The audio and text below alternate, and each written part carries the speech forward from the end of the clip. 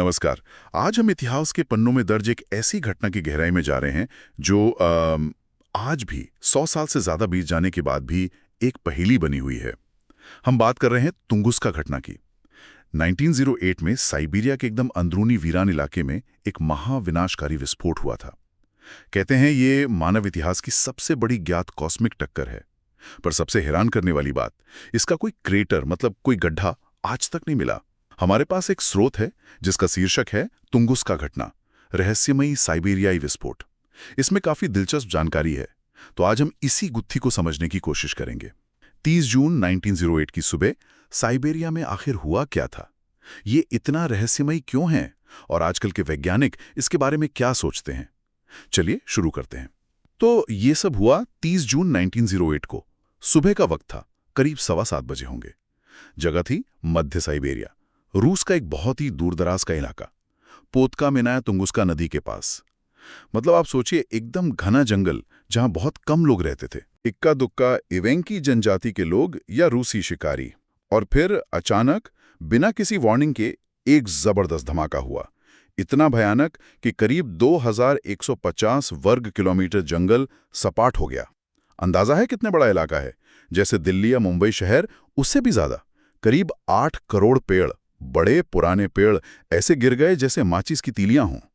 और सबसे अजीब बात, वो सारे पेड़ धमाके के सेंटर से बाहर की तरफ गिरे हुए थे, एक रेडियल पैटर्न में। हाँ, बिल्कुल।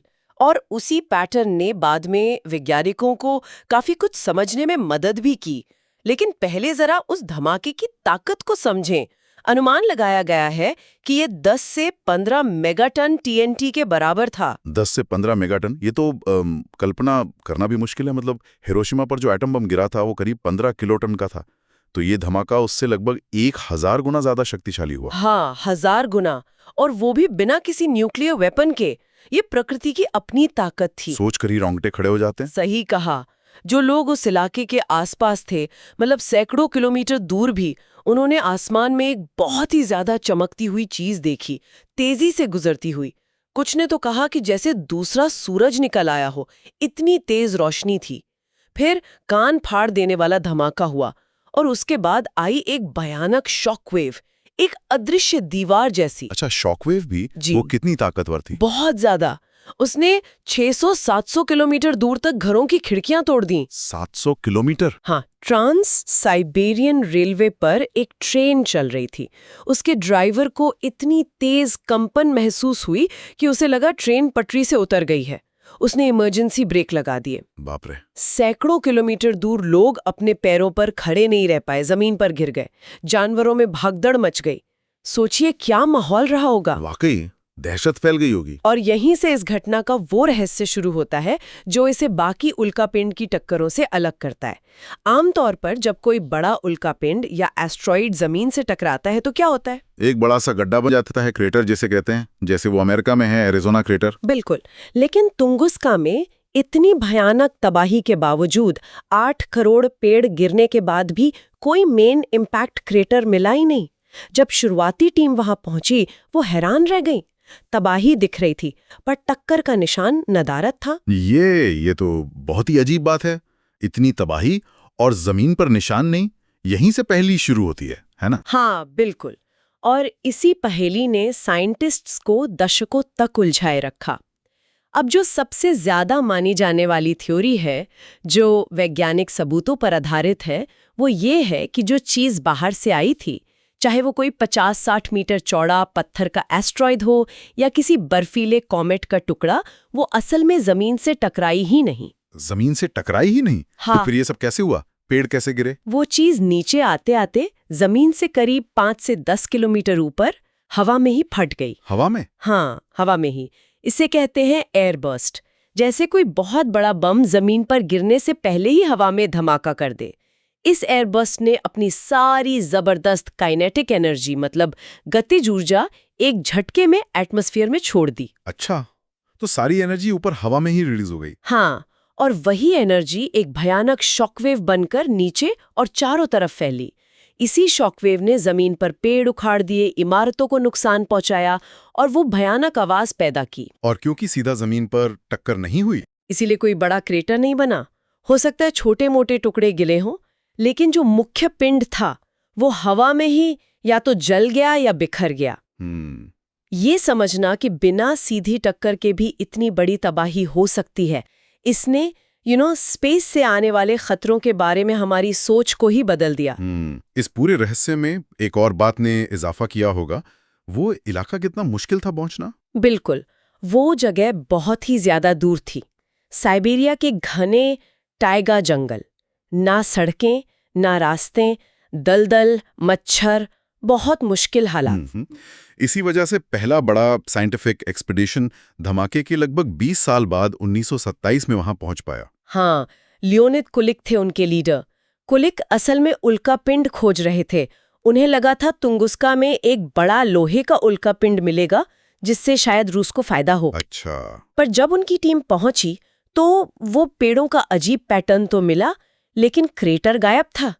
ये उनके लिए बड़ी निराशाजनक बात थी और रहस्य और गहरा गया। सोचिए जरा, 20 साल का गैप।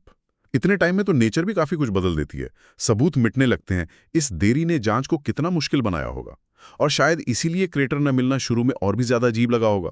बिल्कुल, उस देरी ने पजल को और कॉम्प्लेक्स बना दिया। कुलिक ने कई बार कोशिश की, पर उन्हें वो बड़ा क्रेटर या उल्कापिंड का टुकड़ा नहीं मिला। लेकिन उनकी मेहनत बेकार नहीं गई।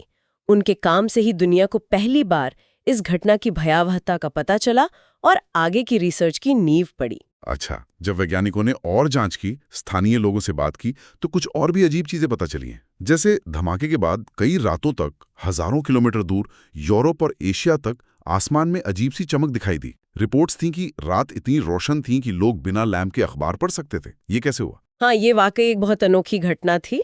आज हम समझते हैं कि ये क्यों हुआ। वो जो धमाका हुआ था उससे बहुत बारीक धूल एटमॉस्फेयर की बहुत ऊंची लेयर्स में, मतलब स्ट्रेटोस्फेयर तक फैल गई। ये धूल के कण सूरज की रोशनी को स्कैटर कर रहे थे पृथ्वी के अंधेरे वाले हिस्से की तरफ भी।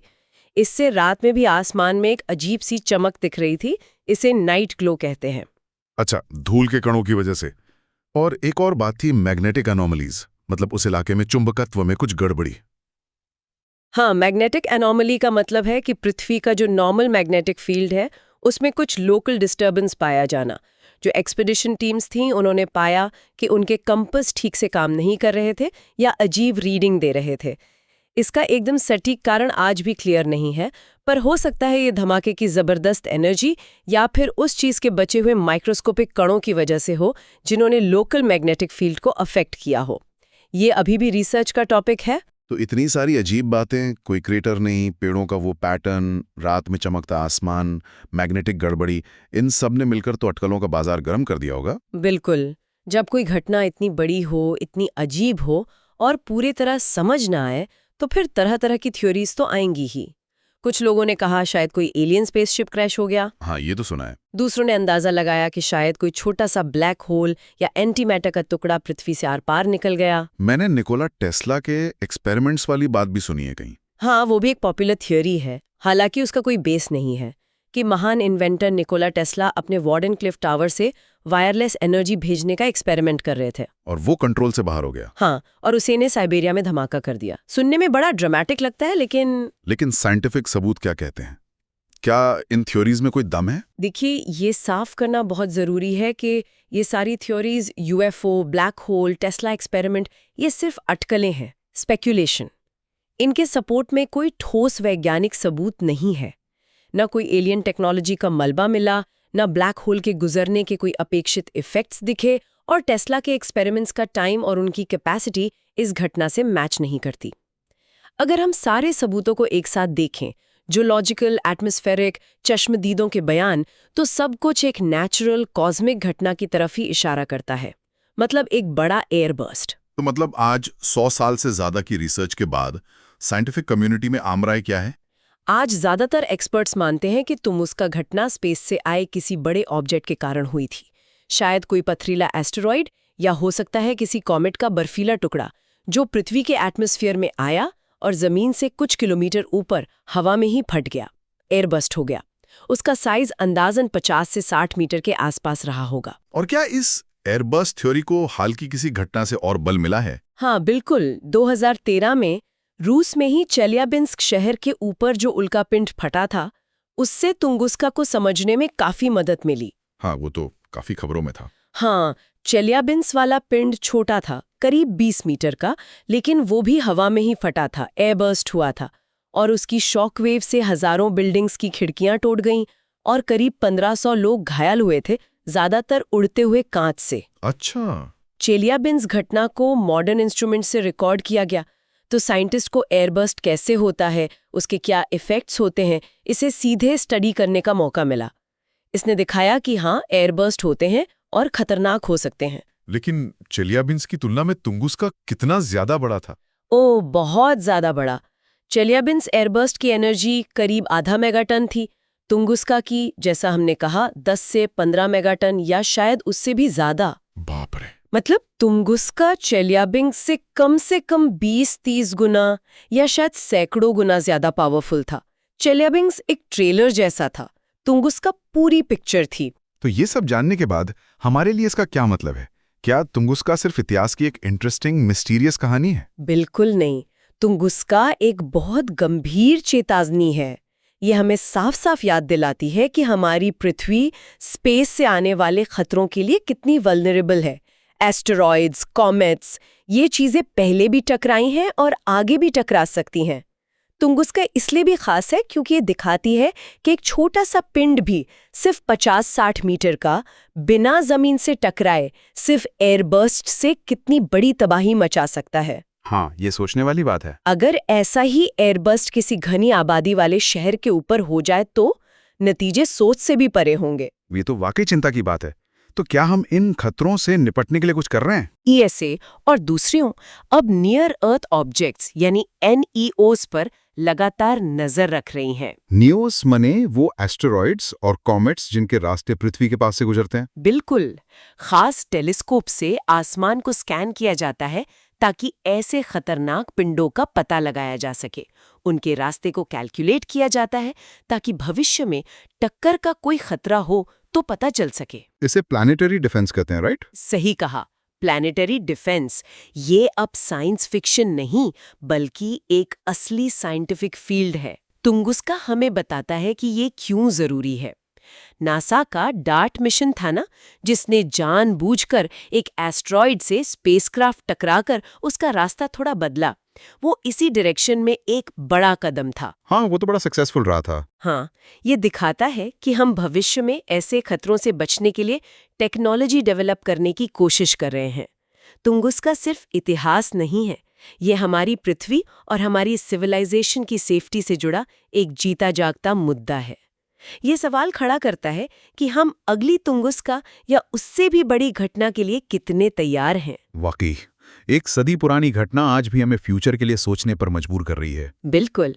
और हमारा स्रोत हमें एक आखिरी सवाल सोचने को देता है। सोचिए, तुंगुस्का वाली चीज शायद सिर्फ 50-60 मीटर चौड़ी थी, मतलब फुटबॉल फील्ड के आधे साइज की चट्टान या बर्फ का गोला, और उसने जमीन से टकराए बिना सिर्फ हवा में फटकर 2000 स्क्वायर किलोमीटर से ज्यादा एरिया को फ्लैट कर दिया था। तो ये सोचने वाली बात है कि किसी एस्टेरॉइड या कॉमेट का वो कम से कम साइज क्या हो सकता है जो जमीन से सीधे टकराए बिना भी सिर्फ अपने एयरबर्स्ट से ही किसी बड़े शहर या पूरे रीजन के लिए एक गंभीर विनाशकारी खतरा बन सके। क्या वो 40 मीटर है, 30 मीटर? ये लिमिट जानना हमारी तैयारी के लिए बहुत जरूरी हो सकता है। अगर आपको ये वीडियो पसंद आई है तो इसे ज़रूर लाइक करें, कमेंट सेक्शन में अपना ओपिनियन बताएं और चैनल को ज़रूर सब्सक्राइब करें। मिलते हैं अगली वीडियो में, तब तक के लिए नमस्कार।